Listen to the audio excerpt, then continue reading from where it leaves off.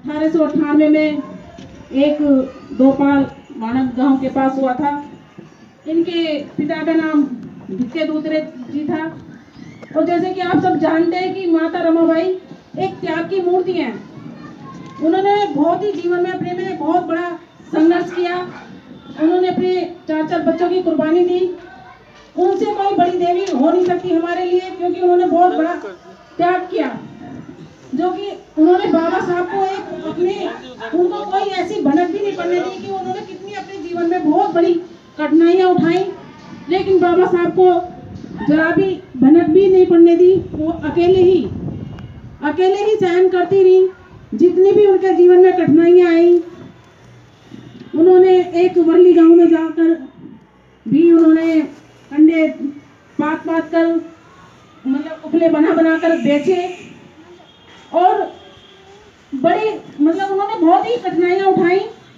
और बाबा साहब को अगर आज हम सक्षम हैं तो बाबा साहब की वजह से हैं। उन्होंने बाबा साहब को कभी भी हमारा मतलब इतना आगे बढ़ाया। उन्होंने कहा कि कभी भी आप मेरी परवाह ना करें, और जो मेरा दलित समाज है, जो बहुजन समाज है, जिन्हों के लिए उन्होंने बहुत बाबा साहब ने हमारे लिए इतना कुछ किया। और माता रमाबाई जैसी कोई हमारे लिए कोई देवी हो ही नहीं सकती। और आज जो मैं यहाँ इतना कुछ बोल रही हूँ, थोड़ा बहुत बोल पा रही हूँ, तो सिर्फ ये बाबा साहब की वजह है, अन्यथा किसी की वजह से नहीं। और आप लोग थोड़ा सा मुझे उत्साह करते हैं तो थोड़ा बहुत मैं बोल पाती हूँ, नहीं तो मैं इतना भी नहीं बोल पाती। और आप सभी को मेरा गर्व से जय भीम, जय भीम। सभी को नमो बुद्धाय जय। माता रमाबाई जी के जन्म दिवस के अवसर पर उनको भी नमन करते हुए और हमारे एक अन्य महापुरुष लल्लई सिंह यादव जी के चरणों में श्रद्धा सुमन अर्पित करते हुए आप सभी को नमो बुद्धाय जय भीम। आज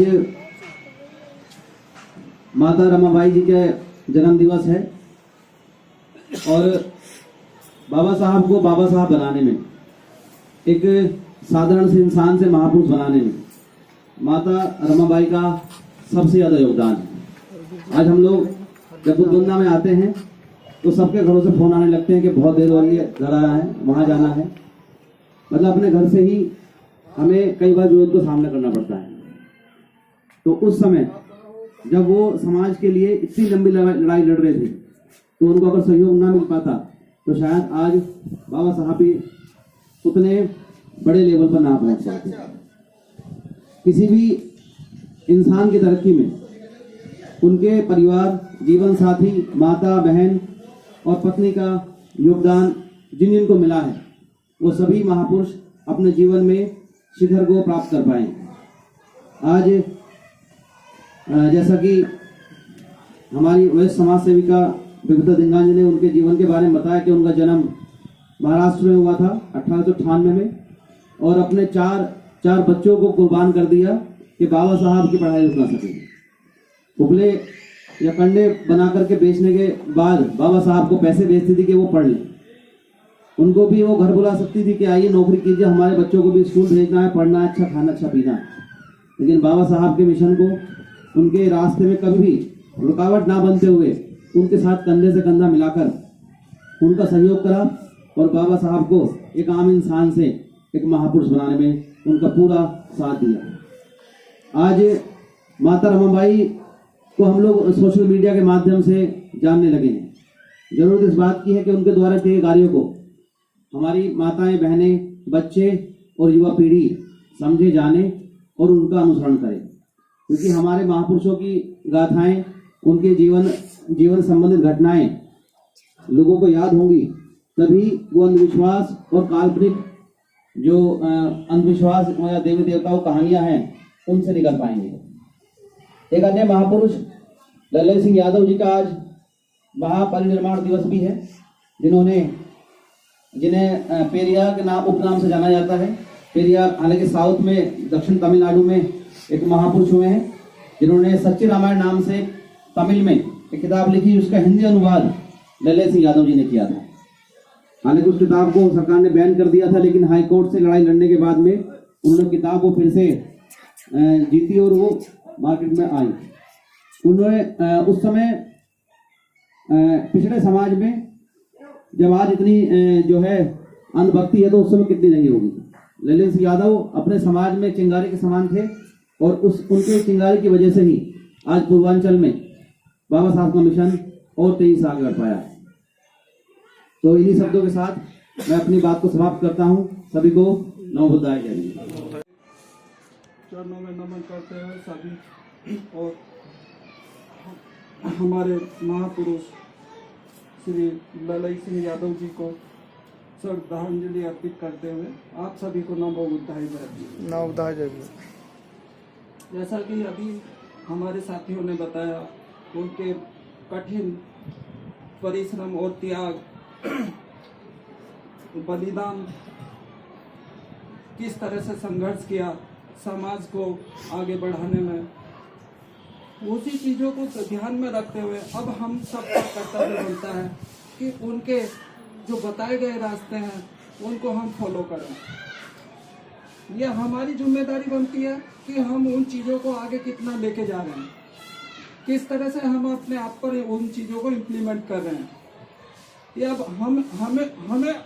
हम सबको, आपको, हमें सभी मिलके आपस में एक दूसरे के साथ मैत्री भाव से इन चीज़ों को लेके चलना है।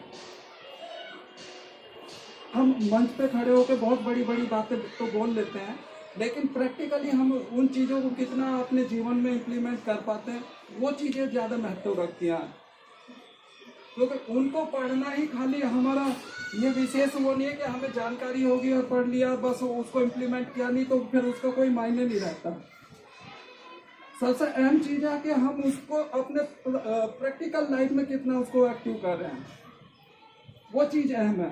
और मेरे ख्याल से उस चीज़ पे हमें ज़्यादा जोर देना चाहिए कि हम अपने वास्तविक जीवन में उसको कितना वो इम्प्लीमेंट करें।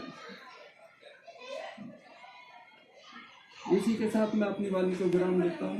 नमो बुद्धाय जय हिंद। मेरा पर्वत जय हिंद। नमो बुद्धाय। साथियों, जैसा कि माता रामाबाई के बारे में अभी मेरे सामने वक्ताओं ने बताया कि उनका बहुत बड़ा त्याग रहा। साथियों, घर में अगर महिला चाहेगी तो घर को स्वर्ग बना सकती है और महिला चाहे तो घर को नर्क बना सकती है। तो आज हम जो कुछ भी हैं, बाबा साहब का तो श्रेय है, लेकिन सबसे ज़्यादा जो श्रेय है वो माता रमाबाई का है। क्योंकि आज भी हम अपने समाज में देखा करते हैं, अक्सर जब किसी की शादी हो जाती है और जब शादी होकर के आती है और लोग मान लो सबसे बड़ा भाई होता है, उसके छोटे भाई होते हैं, तो वो शादी होकर के जब आती है औरत, तो वो ये चाहती है कि मेरे पति की कमाई या तो मेरे बच्चों के काम आए या मेरे पति के काम आए और मेरे काम आए। बाकी इसके अलावा ना वो देवर को खर्च करना चाहती है, ना जेब को खर्च करना चाहती है। जबकि अगर हर महिला माता रमाबाई से शिक्षा ले तो आज भी कोई ऐसी बड़ी बात नहीं है जो हमारे समाज में सुधार की बात ना हो। लेकिन होता इसका उल्टा ही है।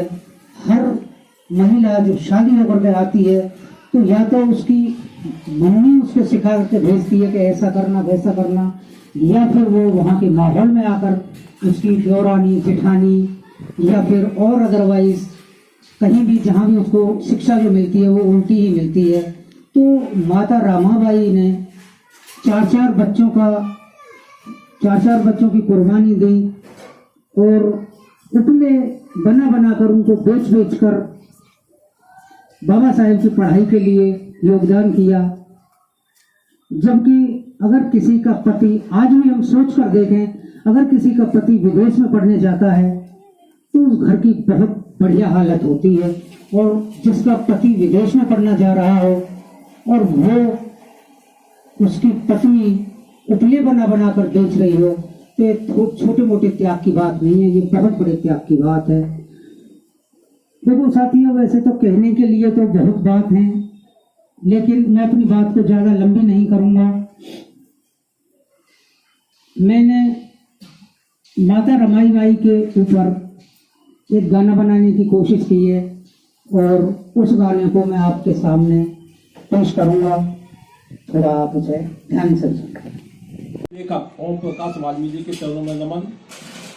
सुप्रीम कोर्ट के जाने माने भगवान दास जी के चरणों में कोटि कोटि नमन। और भारतीय संविधान के निर्माता, नारी के मुक्तिदाता डॉक्टर भीमराव अम्बेडकर जी के चरणों में नमन। माता रमाबाई जी के चरणों में नमन। और बहुजन समाज में जन्मे सभी महापुरुषों के चरणों में कोटि कोटि नमन। आज बहुत बड़ा दिन हमारे लिए है। हमारी त्याग की देवी माता रमाबाई जी का जन्मदिन है। माता रमाबाई जी ने बचपन से ही बहुत संघर्ष करा है। माता रमाबाई जी का जो जन्म 7 फरवरी 1898 में हुआ। और 9 साल की उम्र में उनकी बाबा साहब से शादी हो गई थी। उस समय बाबा साहब की उम्र थी 14 साल, माता रमाबाई जी की उम्र थी 9 साल। तो माता रमाबाई जी ने शुरू से ही संघर्ष करा है। और बाबा साहब की जब एक बार नौकरी लगी टीचर की, तो बाबा साहब को पहली बार 450 रुपए सैलरी मिली। और बाबा साहब ने वो सैलरी माता रमाबाई जी को दी और माता रमाबाई बड़ी खुश हुई। और उन्होंने सबके लिए, अपने दौरानी जेठानी सबके लिए नए नए कपड़े खरीदे और वो पैसा सब खर्च हो गया। लेकिन बाबा साहब को इस बात की बड़ी चिंता हुई कि बाबा साहब चाहते थे जो मैं पैसा कमा रहा हूँ, जो मेरी अधूरी पढ़ाई है, मैं उसे पूरा करूंगा। और माता रमाबाई ने वो सब पैसा खर्च कर दिया। तो उन्होंने माता रमाबाई से कहा कि आप थोड़ा हाथ रोक के खर्चा करें कि ये मैं जो पैसा कमा रहा हूँ मेरी जो अधूरी पढ़ाई से पूरा करूंगा। तो माता रमाबाई जी को उस समय बाबा साहब को 450 रुपये मिलते थे। और माता डॉक्टर साहब ने माता रमाबाई जी को 50 रुपए घर के खर्च के लिए दिए और 450 रुपए उन्हें अपने पैसे जोड़े जिसमें पढ़ाई पूरी हो जाए। तो माता रमाबाई जी अनपढ़ थी, इसमें कोई सभी जानते हैं। लेकिन माता रमाबाई जी ने 1.5 रुपए की 30 पुड़िया बना दी और 5 रुपए उन्हें एक्स्ट्रा रख लिया कभी इमरजेंसी में वो खर्च करने के लिए। और उन्हें 1.5 रुपए की पुड़िया बनाकर और कपड़े बांध दी। तो उस पैसे में उन्होंने खर्चा चलाती थी। बाद में धीरे धीरे फिर वो गांव में जाकर उपले बनाती थी और वहां से लाती थी। तो कई लोग उन्हें ये कहते थे बैरिस्टर की बीवी है और जब वो उपले लाती है, बनाती है, ये करती है। तो वो बात बाबा साहब तक भी पहुंची और बाबा साहब ने उनसे कहा, तो माता रमाबाई ने कहा घर का खर्च मुझे चलाना है, इन्हें नहीं चलाना। ये तो कहने वाले होते हैं घर का खर्च कैसे चलाना है। तो माता रमाबाई ने पूरे जीवन में संघर्ष करा है, ये सभी जानते हैं। और आज हमारे लिए बहुत बड़ा खुशी का दिन है कि माता रमाबाई जी का जन्मदिन हम सब मिलकर बना रहे हैं। और ये भी हमारे प्रदीप जी ने भी कहा कि अगर कोई देवी है तो माता रमाबाई जी हैं। और जो हमारी बहन बेटी हैं माता रमाबाई से उन्हें बहुत कुछ सीखना चाहिए। उनके बताए जो उन्होंने रास्ता दिया है उसमें चलना चाहिए। उसी के साथ आप सबको नमो बुधाए। जय भीम। ये परिवर्तन लाने के लिए हमें अपने माता बहनों को घर में भी मान सम्मान हमेशा देना चाहिए। चाहे जैसे भी जिस हाल में भी जितना उनका उत्साह बढ़ाएंगे उतना उनका मन बढ़ेगा। तो वो भी उस काम को पूर्ण निष्ठा से जो है कि करेंगी। मैं ज़्यादा कुछ नहीं बोलूँगा, ठीक है।